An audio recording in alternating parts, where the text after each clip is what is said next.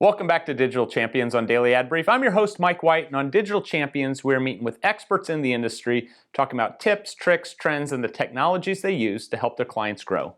Join us today from Johannesburg, Africa. We have Pierre Cassuto with Humanz. Welcome to the program. Thank you for having me. It's a pleasure to be here. Tell me a little bit about Humanz and the services you offer your customers.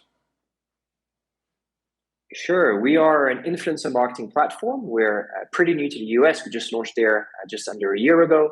We're available in 5 other countries before that, including mainly emerging markets, Brazil, South Africa, Turkey, Israel, India. And essentially what we do is we connect creators, influencers, and marketers and their agencies in a transparent environment where we help with measurement, we help with avoiding fraud, and really we provide an environment which is safe for all these different parties to transact and makes it really clear and easy to understand what all the parties want and how to measure success together. So it sounds like you figured some tactics out. There's a lot of influencer marketing companies out there, but talk about the fraud element. How do you go about to prevent the fraud within the campaigns? So there's really 2 types of fraud in the influencer marketing space. I would say the first one is around the general ignorance or lack of understanding of influencer marketing. And it's pretty new. As part of a new sector, it's pretty common for people not to understand how they can get value or what they're expected to do. So what we do is provide a very simple framework in which contractually influencers and marketers understand what they're contracting each other for. Is it insights? Is it content? Is it media? Is it performance? And from that perspective, both sides know exactly what they're getting, what they're supposed to deliver, and how much to get paid for it. And the second part of the fraud is the more uncontrollable part of the fraud, but it has to do with bots, fake followers, inactive followers, and being in an environment that constantly changes. Good example of that is Instagram is changing its algorithms all the time right now. And we provide marketers and influencers with better data to understand what kind of performance they can expect to get as a result from those changes. With everything with Musk and Twitter right now and arguing over the fake followers, how many, in your opinion, what % of Twitter followers do you feel are not real followers or bots? Oh, you're putting me on the hot seat here. I feel it's what is it?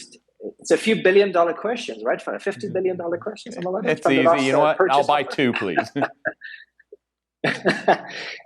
So it depends, really. Like if we look from our side, we look mainly at big accounts and big creators on Twitter. And those big accounts have very high fake follower counts because they're followed not only by kind of malicious bots and people trying to inflate their profile, but also a whole lot of services that are trying to monitor Twitter. It could be platforms like ours, it could be news platforms. There's a ton of bots that are kind of white glove bots that are tolerated on Twitter. And that exists. So for a big account with millions of followers, it can be anywhere from 30 to 40 to 50% of their accounts the people that follow them can be not valuable to a marketer. For smaller accounts, like normal people on Twitter, those numbers are a lot smaller. So it really depends whether you're talking about like the big kind of high profile influencer accounts or like everyday people on Twitter.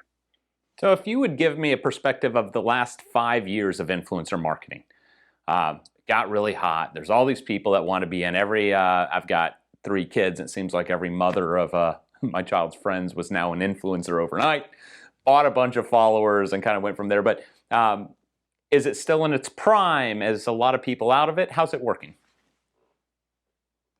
It's growing. It's still growing. It's still growing extremely fast at about a 30% CAGR rate.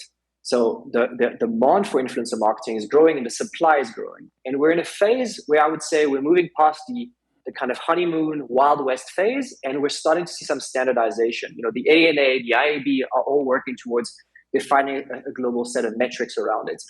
Brands are starting to want performance from influencers as opposed to just wanting, media and things they can control. So we're in this phase now where things are starting to tighten up, and the people that have been doing it for 5 or 6 years are starting to understand what value they get from it and how to really structure it. And at the same time, you've got a huge amount of other people who are coming in for the first time and have no idea how to do it or how to get it right. So we've got these kind of 2 waves, the kind of structuring. The early adopters are starting to structure and really measure the performance properly out of it. And there's a whole lot of newcomers that are coming into it and have no idea how to do it right yet. Pierre, last question. Coming and entering the U.S. market, what is the biggest opportunity that you see and what's the biggest threat that you see? That's a great question. The US market, compared to the other markets we're in, is a very saturated market. There's a lot of platforms, a lot of players, a lot of agencies. It's very structured and has a lot of established players. From what we're hearing, people are still not really feeling like they're getting the results they should be getting from influencer marketing. So I think there's going to be a lot of consolidation in the industry. I think there's going to be a lot of players kind of coming together. And at the end of the day, the platform that provides the best service potentially provides some disruption in terms of pricing is going to win. Excellent. Well, I appreciate you coming on the program today and sharing your insights. So thank you very much for your time, talents, and treasure. Thank you for having me. It was a pleasure. To find out more about Pierre Cassuto and Humanz and all the amazing things they could do to help influence your brand, visit us at dailyadbrief.com. We'll see you next time on Digital Champions.